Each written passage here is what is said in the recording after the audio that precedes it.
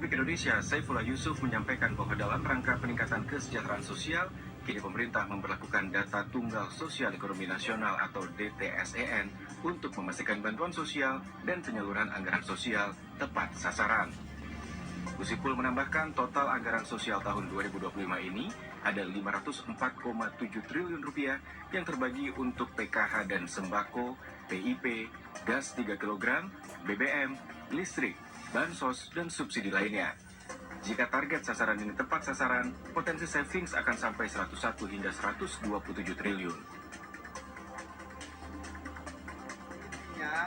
Kita ingin menindaklanjuti arahan Bapak Presiden Prabowo agar program peningkatan kesejahteraan sosial itu disinergikan antar kementerian, lembaga, dan juga dengan pemerintah daerah. Saya bersyukur karena Ibu Gubernur ya dengan Bupati Wali Kota yang baru ini ada upaya yang keras untuk bisa menyesuaikan dengan visi misinya Bapak Presiden, arahan Bapak Presiden. Apa itu targetnya? Kemiskinan ekstrim 0% di tahun 2026 dan kemiskinannya turun di bawah 5% pada tahun 2029. Dengan berbagai cara diantaranya adalah menyelenggarakan sekolah rakyat. Jadi cukup jelas saya kira ya. Dengan terbitnya Inpres nomor 4 dan nomor 8 tahun 2025 itu adalah langkah strategis Presiden dalam rangka membimbing seluruh kementerian, lembaga, dan pemerintah daerah bagaimana kemiskinan ini diatasi secara bersama-sama, menghilangkan ego sektoral.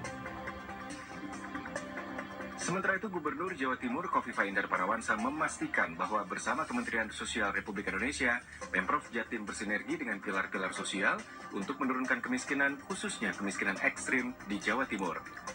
Hal tersebut disampaikannya saat menghadiri dialog pilar-pilar sosial Semalang Raya bersama Menteri Sosial Republik Indonesia Saifullah Yusuf di Universitas Negeri Malang atau UM.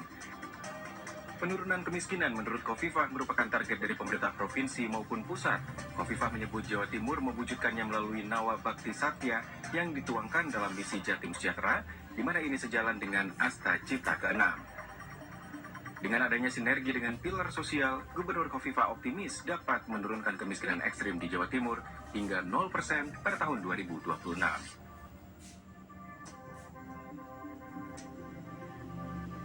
Peristiwa blackout yang melanda seluruh wilayah Bali pada Jumat sore berdampak juga kepada fasilitas pelayanan publik seperti Bandara Ngurah Rai. Akibat kejadian tersebut, sejumlah jadwal penerbangan sempat mengalami keterlambatan. Peristiwa blackout atau mati listrik total yang melanda seluruh wilayah kabupaten dan kota di Bali pada Jumat sore membawa dampak pada fasilitas pelayanan publik seperti Bandara Ngurah Rai, Bali. Sekiranya pukul 16.30 WITA, aliran listrik di Bandara Ngurah Rai padam hingga proses operasional pelayanan harus berjalan dengan menggunakan suplai listrik cadangan dari genset bandara. Gede Eka Sandi Asmadi, Kepala Divisi Komunikasi dan Hukum Bandara Ngurah Rai mengatakan sejumlah penerbangan mengalami keterlambatan dikarenakan waktu perpindahan sumber listrik dari PLN ke genset yang berdampak pada waktu transisi sistem untuk memulai ulang. Sandi menyebut, situasi operasional dengan bantuan genset berlangsung hingga listrik PLN kembali menyala dengan normal sekitar pukul 17.12 WITA. Proses keberangkatan dan seluruh operasional bandara saat itu berangsur pulih dan normal. Dan pada pukul 17.12 WITA, pasokan listrik dari PLN ke Bandara Igusti Ngurah Rai telah kembali tersedia dan pelayanan berangsur normal. Meski sempat ada keterlambatan proses pelayanan keberangkatan karena transisi sumber listrik dari PLN ke genset ya, dan namun di latar penerbangan yang terdampak signifikan karena suplai listrik dari PLN cepat teratasi dan genset kami juga bekerja dengan baik. Saat ini semua proses baik kedatangan dan keberangkatan telah berjalan normal kembali. Dilanjutkan bahwa meski sempat ada keterlambatan jadwal penerbangan, namun tidak terdapat adanya dampak yang signifikan karena suplai listrik dari PLN cepat teratasi. Usai jeda kami hadirkan informasi lainnya untuk Anda pemirsa. Update petang akan segera kembali.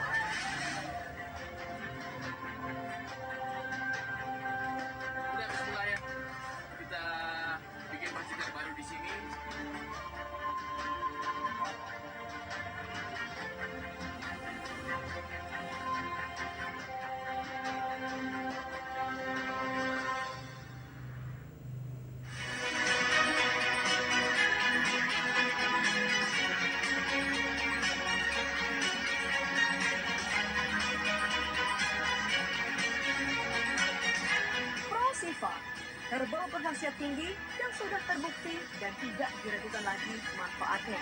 Tunggu apa lagi? Segera sembuhkan penyakit yang Anda derita dengan minum ProSipa.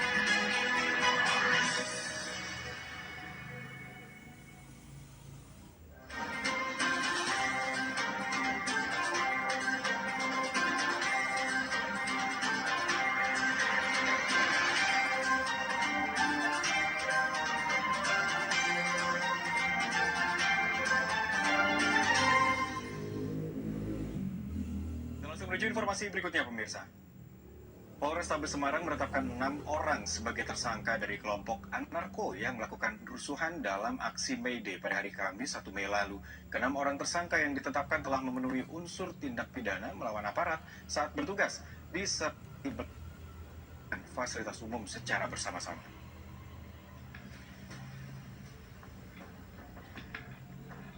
Penyelidikan kepolisian atas aksi unjuk rasa May Day oleh kelompok anarko yang berakhir rusuh di Semarang menetapkan 6 orang tersangka dari 14 orang yang sempat diamankan saat aksi May Day. Ke-6 tersangka tersebut telah memenuhi 2 alat bukti dan unsur tindak pidana melawan aparat saat bertugas, disertai melakukan pengerusakan fasilitas umum secara bersama-sama, sebagaimana diatur dalam pasal 214 KUHP subsidiar pasal 170 KUHP. Dalam penyelidikan, mereka memiliki peran yang berbeda-beda dalam melakukan aksi anarkis tersebut. Di antaranya menyusun rencana untuk membuat aksi unjuk rasa berakhir rusuh, penggunaan pakaian berwarna hitam, melakukan perusakan fasilitas umum, melempar petugas pengamanan dengan batu, kayu, dan benda lain. Kapolrestabes Semarang Kombes Pol M. Syahdudi menjelaskan ke-6 orang tersangka tersebut teridentifikasi dari kelompok anarko. Hal ini dibuktikan dengan ditemukannya grup WhatsApp mereka yang bertuliskan anarko. Terhadap anggota grup anarko tersebut, pihak kepolisian akan terus menelusuri dan memprofiling aktivitasnya. Tidak hanya itu, pihaknya juga melakukan penyelidikan terhadap aktor intelektual yang menginisiasi dan memprovokasi aksi kelompok anarko untuk melakukan kekerasan di Semarang. Dari 2 hal berbeda tersebut kami bisa menunjukkan bahwa memang kelompok yang menggunakan pakaian serba hitam ini memang berniat untuk melakukan kericuhan ataupun kerusuhan pada saat melaksanakan kegiatan aksi.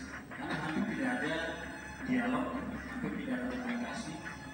Jika kami himbau, dilarang juga berada tertib, kami malah diserang, dilempar dengan benda-benda yang ada di sekitar mereka, dan diduga juga banyak benda-benda yang mereka bawa di dalam tas dan teridentifikasi beberapa benda yang digunakan untuk melempar ke pengguna.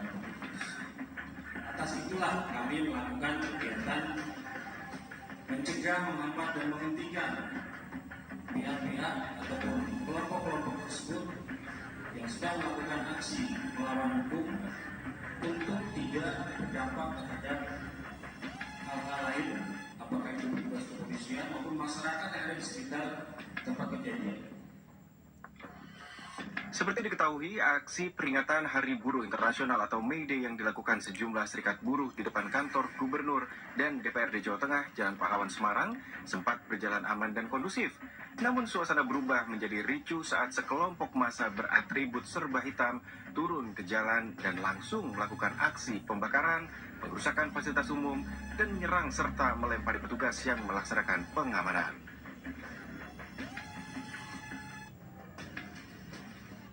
Sopir minibus travel yang terlibat kecelakaan maut menabrak belakang truk box di kilometer 189 tol Cisum Dawu, Jawa Barat ditetapkan sebagai tersangka. Penetapan status tersebut dilakukan. Sopir minibus travel yang terlibat kecelakaan maut menabrak belakang truk box di kilometer 189 tol Cisum Dawu resmi ditetapkan sebagai tersangka. Penetapan status tersangka dilakukan Satlantas Polres Sumedang usai melakukan serangkaian pemeriksaan terhadap sopir travel bernama Imad Hendrawan, warga Palasah, Majalengka, pada Jumat sore 2 Mei kemarin. Kasih Humas Polres Sumedang AKP Awang Munggar Dijaya menyebutkan terdapat 2 poin dari hasil pemeriksaan yang merupakan penumpang selamat. Yang pertama, sopir minibus travel memiliki riwayat penyakit, mengaku sempat mengonsumsi obat diabetes hingga menyebabkan rasa ngantuk saat mengemudi. Kedua, saat terjadi tabrakan, minibus travel yang mengangkut 8 orang penumpang itu melaju pada kecepatan 120 km per jam hingga melebihi batas kecepatan maksimal 80 km per jam. Hasil olah TKP, kecelakaan minibus travel yang menabrak belakang truk box terjadi di jalur lambat dan melaju beriringan. Cepatnya laju minibus travel di jalur menanjak membuat sopir yang hendak menyalip tidak memperhatikan jarak aman hingga menabrak belakang truk di depannya. Dapat kita simpulkan dua poin yang utama. Yang pertama adalah kemampuan daripada supir bahwasanya dia dalam kondisi sakit, minum obat diabetes dan pada saat mengendarai mengemudi Toyota tersebut dalam keadaan mengantuk. Gitu. Yang kedua adalah mengenai kecepatan. Tapi itu dikuatkan ya. Sebelumnya dikuatkan kondisi mengantuk tersebut oleh penumpang yang ada di belakangnya bahwasanya melihat bahwa supir ini mengangguk gitu, tapi mengangguk ke depan ya. Seolah-olah mungkin lenyap ya kalau atau ini dalam kondisi ngantuk gitu ya. Kemudian yang kedua terkait dengan kecepatan kendaraan daripada Toyota tersebut melebihi dari kecepatan maksimal yaitu 80 km per jam. Di kemampuan pengemudi adalah 120 km per jam. Sehingga itu sudah menjadi bukti yang cukup untuk menentukan supir Toyota Hiace tersebut sebagai tersangka dalam perkara ini. Sang sopir yang telah ditetapkan sebagai tersangka kecelakaan dan menyebabkan 3 korban meninggal dunia terancam pasal 310 ayat 4 Junto 310 ayat 2 Undang-Undang Lalu Lintas Nomor 22 Tahun 2009 dengan ancaman 6 tahun penjara. Unjuk rasa penghuni apartemen di Surabaya berjalan panas. Manajemen apartemen terlibat adu mulut dengan sejumlah orang yang diduga provokator dan bukan penghuni. Sejumlah orang provokator